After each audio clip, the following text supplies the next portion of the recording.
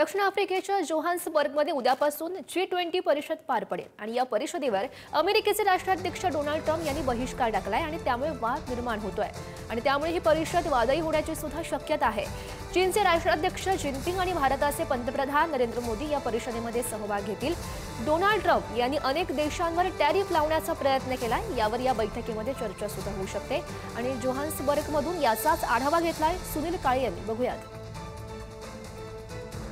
G20 ची परिषद दक्षिण आफ्रिकेमध्ये होत आहे आणि या परिषदेवरती अमेरिकेने बहिष्कार टाकलेला आहे। तरी सुद्धा इतर देशांचे राष्ट्राध्यक्ष या बैठकीला उपस्थित राहणार आहे।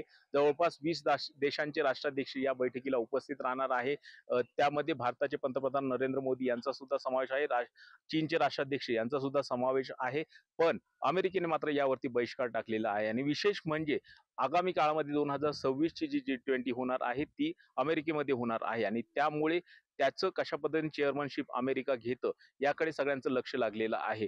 पण या ठिकाणी 20 देशांसह 45 देशांचे प्रतिनिधी जे आहेत ते मात्र सहभागी होणार आहे। अमेरिकेने मात्र यावरती बहिष्कार टाकत यात कुठल्याही प्रकारचं डिक्लेरेशन करू नये अशा पद्धतीची मागणी केलेली आहे आणि त्याला मात्र साऊथ आफ्रिकेने आक्षेप घेतलेला आहे। आणि दुसरी महत्त्वाची गोष्ट म्हणजे ज्या पद्धतीनं G20 च्या दरम्यानच ट्रम्प टॅरिफ म्हणजेच अमेरिकेकडून जो टॅरिफ वॉर सुरू आहे त्या पार्श्वभूमीवर सुद्धा या बैठकीत चर्चा होणं अपेक्षित आहे, कारण की जगभरातल्या व्यापाराचे अनेक मुद्दे जे आहेत ते या बैठकीमध्ये चर्चिले जाणार आहेत।